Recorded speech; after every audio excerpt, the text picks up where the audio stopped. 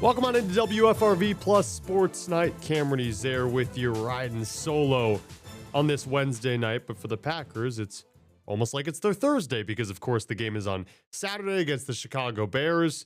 And Wednesday, or like I said, this Thursday, always provides a very interesting time when it comes to the green and gold because we see the injury report. And yesterday's injury report was just estimations based off of a walkthrough. This was actually the injury report based off a practice. And usually I'd say, hey, welcome on in. The Packers, they fell to the Broncos, but of course there's more this, that. Let's just get right to the injury report because, yeah, it's a long one, folks.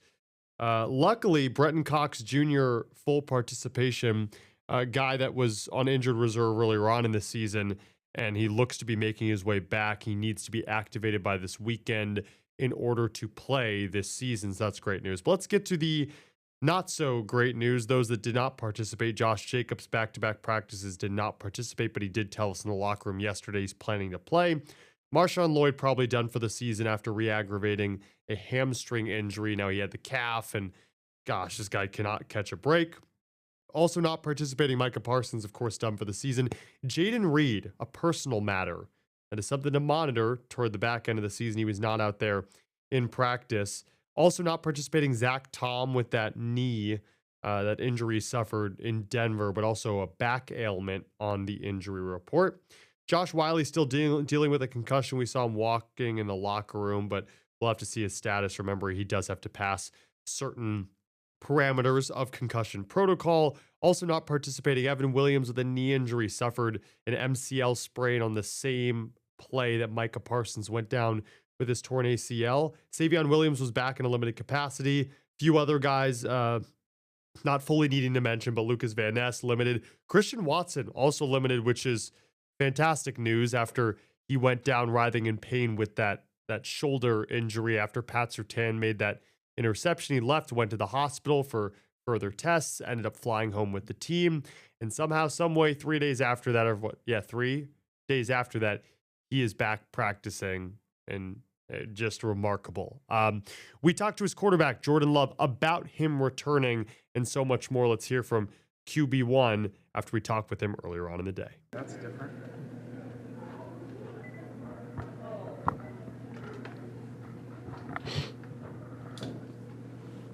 Jordan, 3-4 days ago, Christian was in the hospital. Today he's on the practice field. That's fairly amazing, I would think, don't you think? Yeah, I think part of that was just, trying to evaluate him, see what was going on and, figure that out. And, I think that was whatever he was dealing with. I think that might have been normal. So obviously, love to see him back out there and that he's doing okay and that it's nothing serious. In that same vein, what Josh has kind of been playing through, what have you just thought of kind of how he's sort of shouldered through this and obviously the production he still had on the field? Yeah, no, he's definitely been dealing with some stuff, and I think he's very tough. He's a warrior. One of those guys that is never going to tell you kind of what he's dealing with, and just go out there and find ways to play and play through some stuff. So, I think at this point of the season, everybody's dealing with little things, and as a running back, somebody who's getting hit almost every play.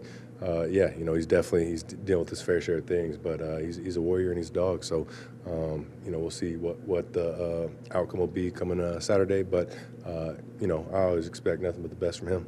Jordan, you played a fair bit of games with Christian and without him. How would you describe the difference in this offense when you have Christian on the field and you don't? Yeah, I think, since we've got Christian back, I think we've had more explosive plays in the pass game. And I think that's kind of the player that Christian is. He just poses some speed matchups when he gets the ball in his hand, and he's able to do some cool things. But, like you said, we played a good amount of games this season without him. So, we got plenty of playmakers at the receiver position and guys who can make plays if he wasn't able to go. But, like I mentioned, he's done some great things since he's been back and just adds, another explosive element to our offense. Do you find yourself looking for him more frequently, more often, more earlier since the run he's been on? I mean, has he kind of become maybe your first look on a lot of his plays? No, I think, it's still everything's play dependent, and depending on, what kind of concept we got, what kind of defense we're getting, that's kind of how my reads always are dictated. But no, I think since he's been back and make some big plays, I think, a couple of our concepts might have been going through him a little bit more, things like that. But that's what happens. You go out there and make plays, and you earn to get more plays called for you, things like that. So, but for me, I'm always trying to stay true to my reads and figure out whatever the best option will be based on what the defense is doing. So when you got the word that his injury wasn't serious, what goes through your mind there? And you may have him this week. Oh, you love to hear that. Whenever somebody goes down on the field, you always hope for the best and hope the guys won't be out missing time. And, especially Christian, who missed so much time this season, dealt with such a big injury last year. You just hope there's not anything serious and he can get back. And, hopefully we'll be able to get him back this week. But like I said, I'm glad that it's not anything that he won't be missing some significant time for the rest of the season. Was there a play or two after the Broncos game, or now watching the tape, that you wish you could have had back? Maybe could have been a turning point for you in the fourth quarter in Denver? Definitely. I think anytime you have turnovers, you always wish you can get those ones back and make something different, make a better throw, a better read. So I'd say the turnovers are always the ones you wish you can get back for sure.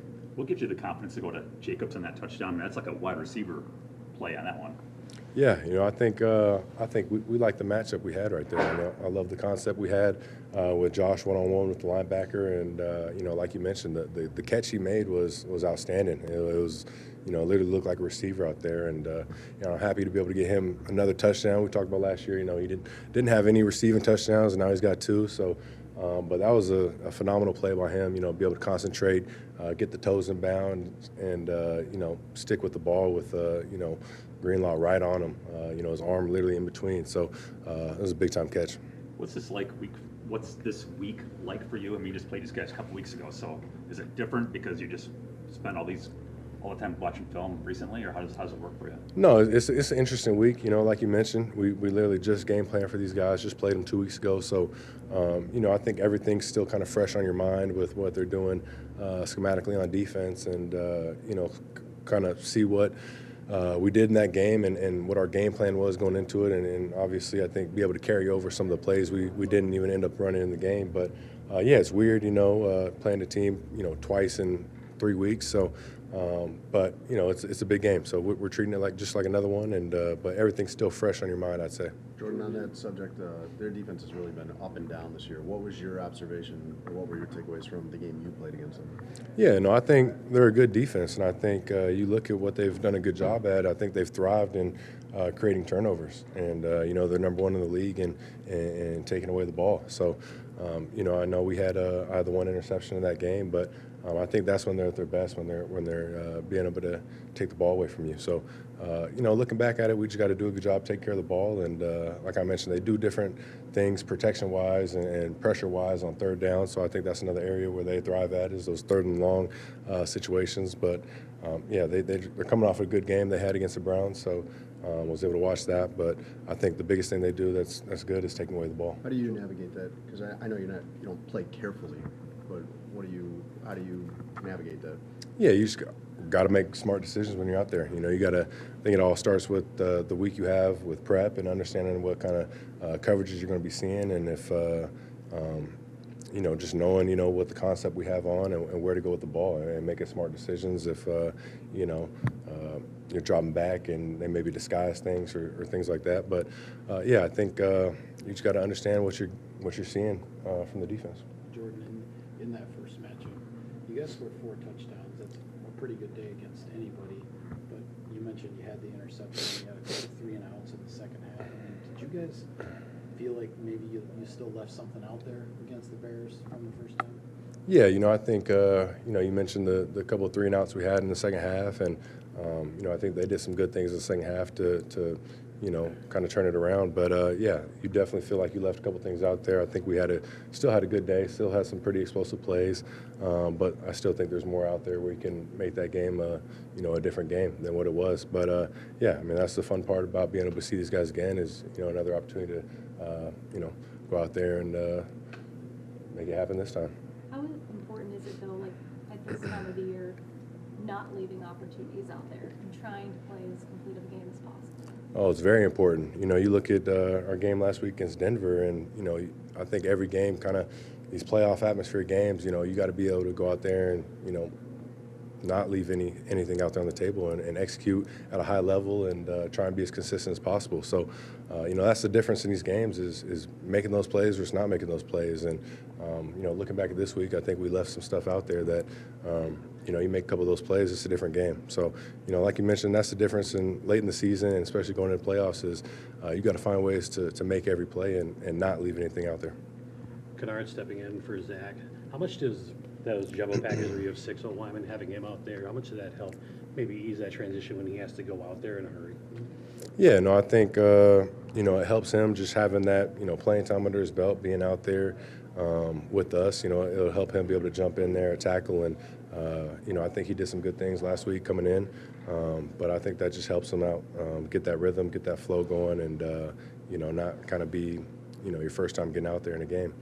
What did you see from Matthew Golden, you know, with him stepping up there in the second half, and just what do you think he could potentially give you guys, you know, down the stretch here, you know, depending on who's available, what's available, and that sort of thing? Yeah, no, MG's another explosive playmaker we have, and you know, I think we haven't got him the ball enough this year, and you know, I think in that game he made some big time plays. Obviously, the kind of the fade route he had on third down was a huge conversion and a great catch by him. So, you know, I've always wanted to keep trying to get him more involved and get him more ops, but you know, depending on what the situation is with Christian, we'll see. But I think MG's another playmaker that we got that you know, we'll keep finding ways to get him the ball. When you come off a game like Sunday where guys are going down with Micah, how much of a boost is it, though, when you see Christian get out there on the practice field, just in the locker room, just having a guy get back out there when you saw guys go down? Does that kind of lift your spirits a little bit? Yeah, it's a big boost. I mean, you mentioned, you know, we definitely had a lot of injuries in that game, and it's tough to be able to see guys going down like that. And like I mentioned before, you know, when it happens, you wish that, you know, they'll be fine and it's nothing serious. And, yeah, you know, to hear about Micah, his season's over is tough. And you know, to hear the news on Christian that it's not going to be a season-ending injury or anything like that is it definitely gives you a boost. Is there anything that you can do in your role in this team as a leader or whatever to make sure, though, that the whole squad doesn't lose any confidence after coming off of the type of game you played on Sunday? I mean, you get this great big fun game, rival game on Saturday night, but just, you know, over the end of this regular season, what do you do to keep that elevate that up that high?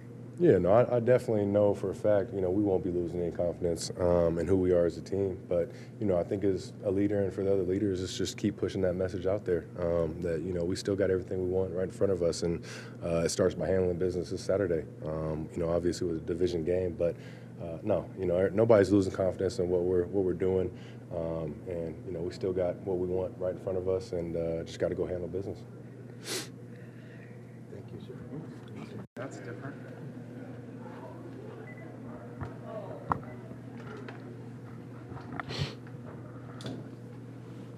Jordan, 3-4 days ago, Christian was in the hospital. Today he's on the practice field. Like, that's fairly amazing, I would think, don't you think?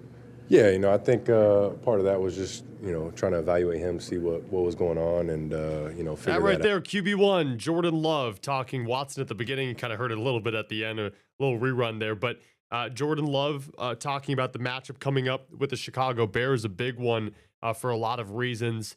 But let's not shy away from the importance of him having Christian Watson on the field. 19 catches, 31 targets over the last 5 games. His importance is so just vast in terms of what he brings to the offense, his explosive playability, and also how he spreads that offense out with versatility, with what he does for the other receivers. Now, Jaden Reed is a guy we didn't see out of practice, did not practice with because of a personal matter. We'll see if he's there later in the week. But guys like Matthew Golden and Romeo Dobbs and even Bo Melton is out there as a receiver, and the tight ends like Luke Musgrave and John Fitzpatrick. When Christian Watson is out there, you have to keep an eye, or maybe two sets of eyes on him, which opens things up for others. And we've seen that over these last 5 games where the Packers have gone 4-1. And after the break on WFRV Plus Sports Night, we're going to chat with Christian Watson on how he's feeling, if he thinks he'll be ready to go by Saturday, because again, that could be great news for the Pack. That's next on the show.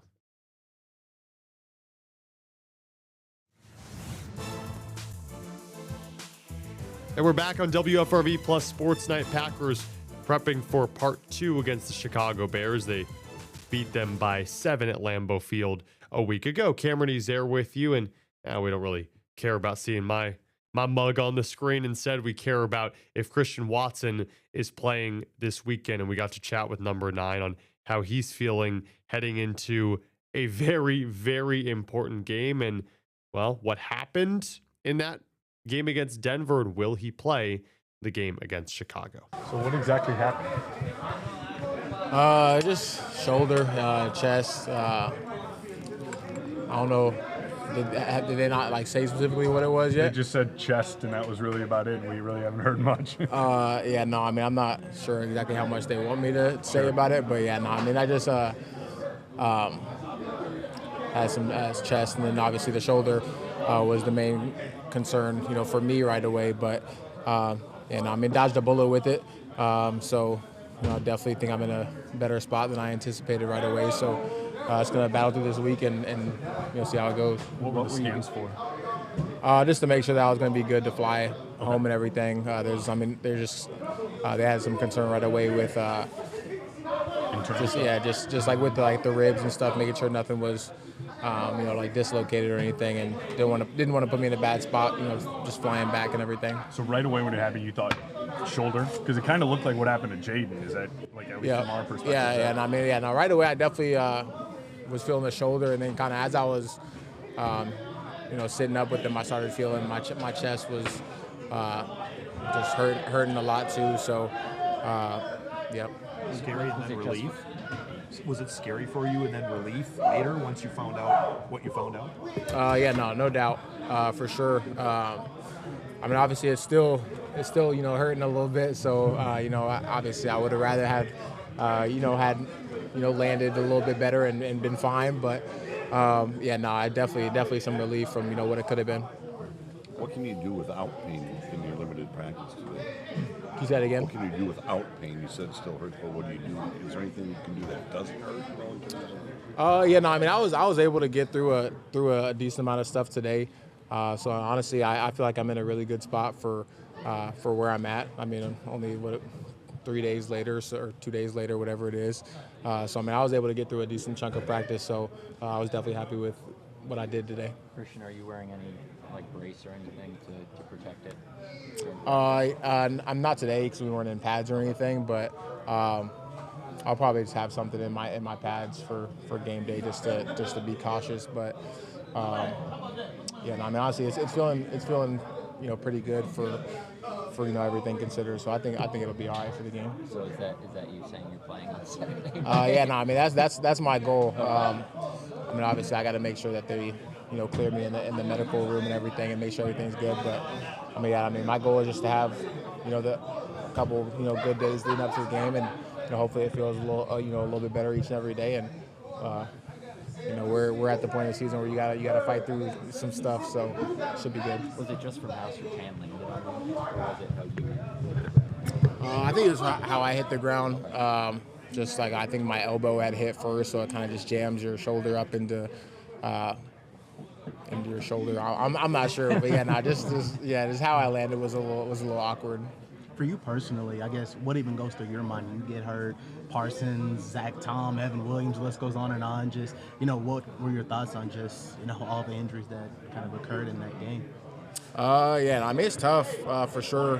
I mean, obviously I've dealt with my fair share of stuff, so I mean, I never want to be out of the game. So I mean, it was just, tough for me just right away. I didn't want to, I wanted to continue to play and be okay. So, I mean, honestly, I was just straight to the hospital, so I didn't even know about any of the other injuries until I got back on the plane and finally got my phone back. So, I mean, it was definitely tough to see those guys go down.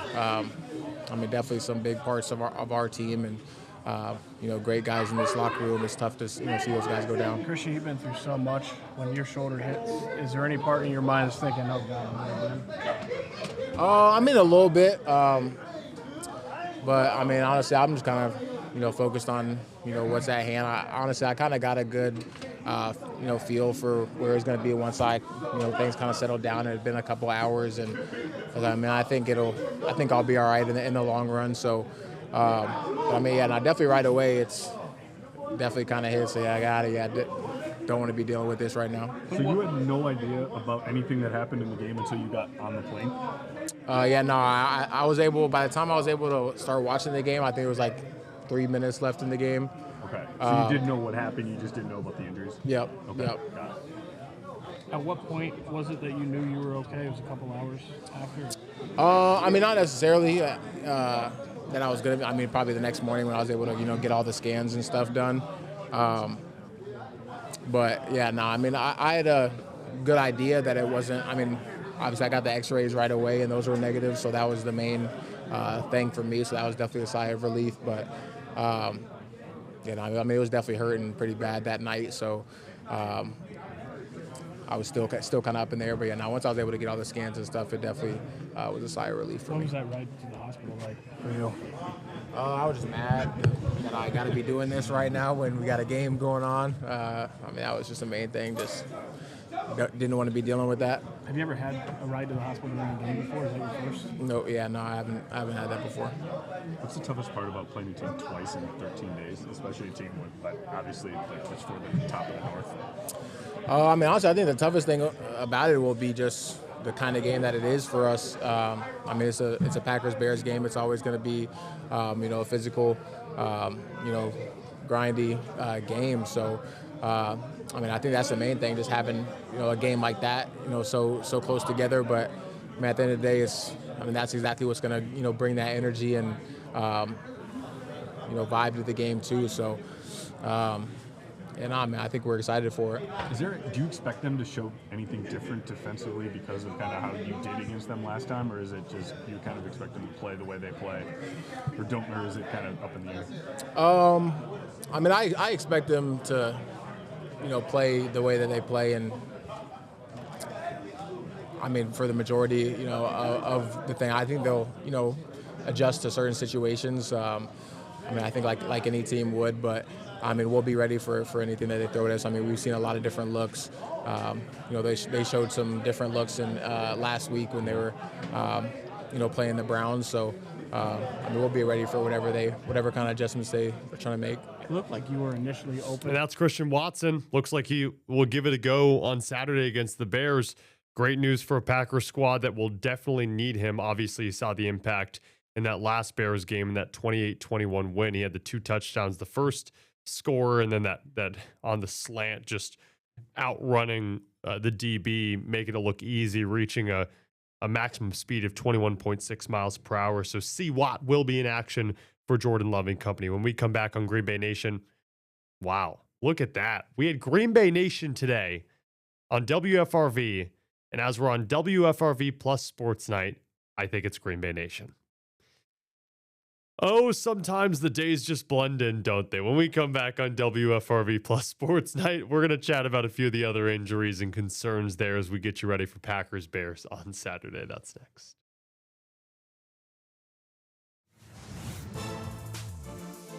Let's wrap up the show here, not on Green Bay Nation, but on WFRV Plus Sports Night. Cameron is there with you, gearing you up for this weekend showdown between the Packers and the Bears for, again, first place in the NFC North for the time being.